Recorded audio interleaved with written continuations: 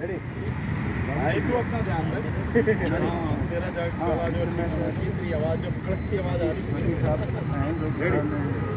नमस्कार, मैं दानिश अंसार और आप देख रहे हैं पीआरवी। गाजीपुर बॉर्डर पे मौजूद है। हमारे साथ बातचीत करने के लिए सुप्रीम कोर्ट के वरिष्ठ वकील भानु प्रताप जी हैं। सर, जिस तरीके से कयास लगाया जा रहा था कि चुनाव जैसे जैसे नजदीक आएगा कहीं न कहीं किसानों का कुछ हल निकलेगा, कुछ समस्या का समाधान होगा, लेकिन उल्टा ही तस्वीर सामने आता है जहाँ किसानों पे लाठीचार्ज होती है, मारे जाते हैं, पीटे जाते हैं। तो सरकार तो सूद नहीं ले रही है, क्या चंद किसान मान रहे हैं, प्रभाव भी नहीं पड़ेगा चुनाव पे, ऐसा लग रहा है क्या? नहीं, ऐसा नहीं है। देखिए, हमने जब दो बातें कही थी, आपको अगर ध्यान होगा कि हमें ऐसा लगता है कि सुप्रीम कोर्ट के माध्यम से इसे ख़त्म करवाएगी। मैंने खुद कहा था और ये उत्तर प्रदेश चुनाव से पहले हो सकता है, ऐसा मेरा अंदाज़ा था, लेकिन अभी तक ऐसा कुछ हुआ नहीं है। और फिर ये भी कहा था मैंने कि अगर सरकार ये कानून वापस नहीं लेती है तो सरकार को उखाड़ कर फेंक देंगे। और आप विश्वास रखिए कि सरकार अगर नहीं लेती है तो यूपी में ये भाजपा सरकार बिल्कुल उखाड़ के फेंक दी जाएगी। किसान ने पूरा मन बना लिया है और मैं दावे के साथ कह रहा हूँ कि बीजेपी को 50 से ज़्यादा सीट नहीं मिलेंगी और जमानत जब्त होंगी, हाल बुरा होगा आने वाले समय में। आप देखिए, वो कह रहे हैं कि कुछ लोग जो कुछ किसान हैं वो क्या बिगाड़ लेंगे, क्या नतीजे थोड़े बदल नहीं, उनकी नज़र में कुछ किसान है ना, वो तो वो कहते हैं कि कुछ ही किसान हैं, क्योंकि उन्हें ये प्रचार करना है, इसीलिए तो वो हमारी ताकत कम आंकते हैं ना। पर हमें मालूम है, देखिए, जब हमारी पंचायतें होती हैं अलग अलग जगह पे, अभी तक सैकड़ों पंचायतें हो चुकी हैं और आप लोगों ने कवर किया है, किसी पंचायत में आपको लाखों से कम की भीड़ दिखी। यहाँ तक कि जो संसद हम बुलाते हैं, आप हमारे साथ में हैं, जयपुर से हैं और आप हैं जोधपुर से हैं, आप जोधपुर में संसद बुलाई गई, पंचायत बुलाई गई। जयपुर में मैं खुद था उस संसद में जो बुलाई गई, इतना ज़बरदस्त प्रोग्राम था। तो हर जगह किसान बड़ी संख्या में उसमें भाग ले रहे हैं। यहाँ तक कि अभी जो लखीमपुर खीरी में जो ये खूनी हत्याकांड हुआ है, उसके बाद उनकी श्रद्धांजलि सभा में सरकार के लगातार मतलब चारों तरफ जो लोकल लोग हैं वो न पहुँच पाए, वहाँ पैरामिलिट्री फोर्स लगा दी गई, सारे रास्ते ब्लॉक कर दिए गए। उसके बावजूद भी 50,000 लगभग लोग वहाँ पर पहुँचे हैं। तो कहने को सरकार जो चाहे कहती रहे, खुशफहमी पालती रहे, लेकिन किसान आंदोलन लगातार बढ़ता चला जा रहा है और किसान आंदोलन लगातार मजबूत होता चला जा रहा है। सरकार को समझने की जरूरत है, नहीं मानेगी सरकार तो उखाड़ के फेंक दी जाएगी। आप तो लगातार सक्रिय हैं यहाँ पे आंदोलन में, तो ऐसे में जिस तरीके से रणनीति बनाई गई थी बंगाल में, यूपी को लेकर किसान या किसान नेता आप लोग क्या? देखिए, वो तो रणनीति है, हम आपको बताएंगे नहीं, वो हम जो इम्प्लीमेंट करेंगे जमीन पर उस रणनीति को लागू करेंगे। रणनीति कभी बताने के लिए नहीं होती, वो चर्चा का विषय नहीं है, वो लागू करने का विषय है। जब लागू होगी आप अपनी आंखों से देखोगे और मैं पूरे विश्वास के साथ कह सकता हूँ जितना मैं कह रहा हूँ शायद उससे ज़्यादा सफल हमारी रणनीति रहेगी। और जो रणनीति होगी इसको पूरा तय करेंगे, जो भी करेंगे वो हमारे जो संयुक्त किसान मोर्चा है उसकी लीडरशिप है वो तय करेगी, उसके बाद ही सारी चीजें। आपने बंगाल में तो ममता बनर्जी का समर्थन किया था, किसानों ने किया था, यूपी में कौन सी पार्टी को समर्थन करेंगे, कौन हरा सकता है? ये संयुक्त किसान मोर्चा का फैसला है, जिसको वो करेंगे या जैसे वो करेंगे उसी के अनुसार होगा। अगर संयुक्त किसान मोर्चा का डिसीजन ये रहेगा कि भी चाहे बीजेपी को हराओ चाहे जिसको दो, तो उसी हिसाब से काम होगा। वो लोगों के ऊपर है कि भाई बीजेपी को नहीं देना, फिर किसको देना है वो लोग सोचें।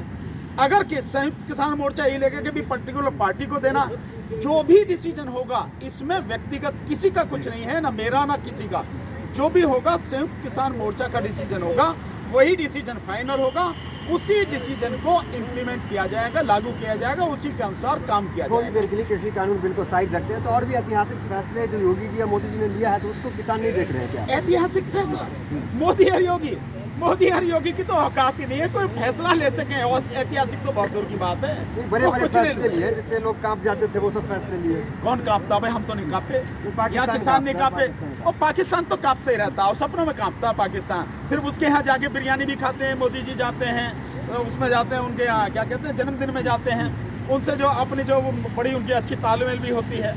और चीन को लाल आंखें दिखा रहे, वो लाल आंखें तो पता नहीं सफ़ेद हो गई या काली हो गई, क्या हुआ पता नहीं लगा। तो ये सपने में कांपते रहते हैं, हवा में ये सारी चीज़ें होती हैं, जमीन पे कुछ नहीं। आपको नहीं लगता कम से कम योगी राज में हिंदुओं पे अत्याचार नहीं हो रहा है? यार, इसमें हिंदू मुस्लिम की बात ही नहीं है, ये देश अकेले हिंदुओं का नहीं है, ये देश इस देश में रहने वाले सभी लोगों का है, सभी जाति धर्मों के लोगों का है। हिंदुओं का भी है, मुसलमानों का भी है, सिखों का भी है, ईसाइयों का भी है, बौद्धों का भी है, जैनियों का भी है, पारसियों का भी है। हर किसी का ये देश है। ये देश भिन्न भिन्न फूलों का एक बेहतरीन खूबसूरत गुलदस्ता है। हमें इसी की बात करनी चाहिए। और जो हिंदू हिंदू की बात कर रहे हैं, मुझे ऐसा लगता है हिंदू हिंदू और हिंदुत्व की बात करके उन्होंने हिंदुओं को डराया ही है और कुछ नहीं किया है। हिंदुओं का नुकसान ही किया है और कुछ नहीं किया है। मैं आप जो बात कर रहे हैं, मैं बार बार कहता हूँ, फिर आपको बता रहा हूँ, ये जो निजीकरण किया जा रहा है, पूरे देश को जो बेचा जा रहा है, और जो योगी जी जो पूरा ये मोदी जी जो लेकर आए हैं पूरा 196 पेज की 2 वॉल्यूम में जो किताब छाप के और उसमें कीमत रखी है कि ये जो एयर इंडिया बिकेगा तो इतना, BPCL में बिका तो इतना, और ये जो अलग अलग तरह से हैं, इन सब की जो कीमत लगा रखी है, इस सब से जो बेरोजगारी बढ़ेगी, 80% रोजगार खत्म हो जाएगा। आप मान लीजिए 80%, ये सरकारी आंकड़े हैं, मेरे नहीं हैं। यानी जितना रोजगार इन उद्योगों में आज है, उसमें से जैसे ही प्राइवेट में जाएंगे 80% नौकरियां खत्म हो जाएंगी। तो 80% में किसकी नौकरियां खत्म होंगी? आप मुझे बताओ जरा। मैं मानता हूं कि जो शेड्यूल कास्ट का, शेड्यूल ट्राइब्स का रिजर्वेशन है, OBC का रिजर्वेशन है, उनको तो निकाल ही दोगे, लेकिन उस सबके बावजूद भी उसमें से 50 से 60% केवल जनरल समाज के लोग होंगे, जिन्हें हिंदू कहते हो वो लोग हैं। तो आप हिंदुओं की नौकरी खा रहे हो और आप कह रहे हो हिंदुओं का भला कर रहे हो। आप हिंदुओं को डरा के केवल हिंदुओं को मूर्ख बनाने की साजिश है और कुछ भी नहीं है। हिंदुओं का अगर भला करते तो इतनी 17 करोड़ इस देश में आज की तारीख में डिग्रीधारी लोग बेरोजगार हैं। उनमें कितने होंगे हिंदू? आप बताना जरा मुझे। मैं दावे के साथ कह सकता हूं उनमें से कम 12 करोड़ लोग निश्चित रूप से हिंदू होंगे। उन्हें नौकरी दे दो। आपको पता लग जाएगी कि आपका हिंदू प्रेम क्या है। आप उनको नौकरी नहीं दे रहे, जहां वो नौकरी करे वो नौकरी खा जा रहे हो, तुम उन्हें खत्म कर दे रहे हो, तो कैसा तुम्हारा हिंदू प्रेम है भाई? और ये जो कोरोना में जो जितने लोग मरे हैं, उनमें बहुत संख्या हिंदुओं की है। जो आप देखेंगे कि वहाँ पे प्रयागराज में, यानी कि इलाहाबाद में जो रेती में लाशें गड़ी हैं, वो किसकी? मुसलमान की तो नहीं है, वो तो हिंदुओं की लाशें हैं। जो गंगा में बहाई गई हैं वो हिंदुओं की लाशें हैं, सबने देखी हैं, 2000 से ज्यादा लाशें। तो हिंदुओं को कह के हिंदू हिंदू हिंदुत्व कह के हिंदुओं का बेड़ा गर्क कर दिया। ये हिंदू भी इस बात को समझ रहा है कि भाई इस सरकार ने, इस पार्टी ने हमारा नाम लेके हमें पूरी तरह से तबाह कर दिया। 100 करोड़ से ऊपर का पार हो गया वैक्सीनेशन, क्या बोलो? मोदी को जानते नहीं हो आप? झूठ बोलने में नंबर 1। ये फर्जी सर्टिफिकेट बनने हैं और इसमें 100 करोड़ में मैं दावे के साथ कह सकता हूँ 40 करोड़ बिल्कुल फर्जी काउंटिंग है इसमें, और कुछ नहीं है। और केवल आप ये बता रहे हो कि 100 करोड़ हो गए। 2 डोज कितनों को लगी है? 30 करोड़ को। बाकी अभी कितने हैं? 100 करोड़। 105 करोड़ लोग हैं जिनको अभी डबल डोज लगनी है। और यही 100 करोड़ मान लिया जाए 30 करोड़ जो लगी है, तो बाकी कितना रह गया? 70 करोड़। यानी 70 करोड़ को 1 डोज लगी है और बाकी इतनी बड़ी संख्या है जिनको डबल डोज लगनी है। लेकिन मोदी को क्या है, कोई भी जरा सा हो जाए बस विज्ञापन देते रहो, बस और कुछ नहीं है। सर सिंगल डोज भी तो बूस्टर का काम करती है। किसका? बूस्टर का काम करती है। मैं बूस्टर किया उसकी बात नहीं कर रहा, मैं ये कर रहा हूं जब डबल डोज आपको देनी है, वो डबल डोज आपने कितनों को दी ये बताओ आप। वो डबल डोज तो आपके हिसाब से 30 करोड़ से ज्यादा तो है नहीं। बात उसकी है कि डबल डोज दो, और वो भी अगर प्रतिशत में आप निकालोगे तो उसका प्रतिशत कितना बैठता है आप लगा लो। आप और आप विदेशों से तुलना करते हो तो अमेरिका में कितने प्रतिशत उतना अपनी जो पॉपुलेशन को डबल डोज लगा दी, इंग्लैंड ने कितनी लगा दी, जर्मनी ने कितनी लगा दी, फ्रांस ने कितनी लगाई, इटली ने कितनी लगाई है। उनको आप देखो ना, उनके हिसाब से परसेंटेज में तो आप कहीं भी नहीं ठहरते। लेकिन मोदी को क्या है, नौटंकी करने की आदत पड़ गई है। तो जहां कहीं भी हो 100 करोड़ आंकड़ा, लोग जो अनपढ़ लोगों से आ रहे हैं बहुत बड़ा काम कर दिया 100 करोड़। अब 100 करोड़ कुछ नहीं है। ये इसी तरह से है जैसे वो 20 लाख का झुंझुना पकड़ाया था ना कोरोना काल में, कि 20 लाख करोड़ हम जो है मतलब लोगों की उसके लिए देंगे। ये वही ढंग है और कुछ नहीं। सर बीजेपी जमीन पे कुछ और। बीजेपी तो टाल ठोक रही है कि भाई सब दुनिया का सबसे बड़ा वैक्सीनेशन हिंदुस्तान के अंदर होगा। ताल ठोकने में क्या जाता है? अपने मुंह मियां मिट्ठू बनने में क्या फर्क पड़ता है? पढ़ते रहो, यही तो वो काम कर रहे हैं। इससे कोई फर्क नहीं पड़ता। जो जमीनी सच्चाई है, आप उस जमीनी सच्चाई को समझो। वो जमीनी सच्चाई इससे कहीं दूर। कई जगह जीतते हैं, कई स्टेट में, तो आप काम के आधार, जैसे यूपी में भी चुनाव है, अगर जीत जाती है बीजेपी तो आप ईवीएम पे ठीकरा फोड़ देते हैं। नहीं, मैं तो कह रहा हूँ, मैं तो आपको बुला के, सारे मीडिया वालों को बुला के मैं आपको एक बाकायदा दिखाऊंगा कि ईवीएम में कैसे कहाँ गड़बड़ होती है। मैं बताऊंगा आपको कि ईवीएम में कहाँ गड़बड़ होती है। मैं अगर किसी बात को उठा रहा हूँ मैं तो बहुत विश्वास के साथ उठा रहा हूँ, किसी के पास जवाब नहीं है। मैं दावे के साथ कह रहा हूँ, इलेक्शन कमीशन में अगर दब हैं तो जितने सवाल ईवीएम पे मैं उठा रहा हूँ एक का भी जवाब दे दे। इसके अलावा जो अब ईवीएम मशीनें आई हैं, जो अब यूज होंगी, उनमें कहाँ कहाँ कैसे कैसे किस स्तर पर देखभाल करनी चाहिए और कहाँ किस तरह से गड़बड़ी होती है, मैं आप सब मीडिया वालों साथियों को बुला के डेमोन्स्ट्रेशन दूंगा, आपको बताऊंगा मैं सारी चीजें। ये है स्थिति, मैं हवा में बात नहीं करता, आपको यूपी में भी आपको शक नहीं है, मुझे यकीन है। अच्छा सर, पूरे देश के अंदर विपक्ष एक साथ में हो रहा है और पूरा विपक्ष एक साथ में हो रहा है और दुनिया खिलाफ भी हो रही है, क्या ईवीएम के बगैर वो कामयाब हो जाएंगे? नहीं, देखिए मेरा मानना ये है कि इस लोकतंत्र में, भारत में जो सबसे महत्वपूर्ण चीज है वोटिंग, उसमें जो है वो बैलेट पेपर से वोटिंग होनी चाहिए, जिससे आम आदमी, साधारण से साधारण व्यक्ति जो है समझता हो, अनपढ़ व्यक्ति भी समझता हो और उसे इस बात का विश्वास हो, वो उसकी आंखों के सामने कि मैं जिस व्यक्ति को, जिस पार्टी को वोट दे रहा हूँ, मेरी वोट उसी को गई है और उसी के खाते में गिनी जाएगी। ये बैलेट पेपर से संभव है, ईवीएम से संभव नहीं है।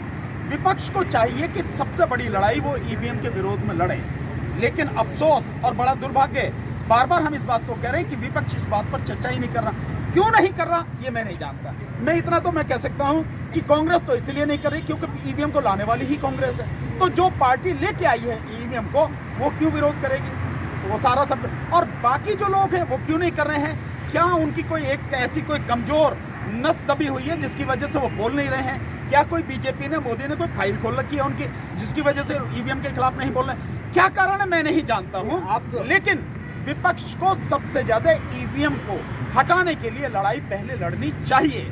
आप देखिए, मैम मेरी बात को कह रहे हैं, आप 2017 में उत्तर प्रदेश में चुनाव हुआ, मार्च अप्रैल में, अब 5 साल हो जाएंगे, अब 2022 में जिस समय चुनाव हुआ तो 325 के आसपास सीटें मिली बीजेपी को।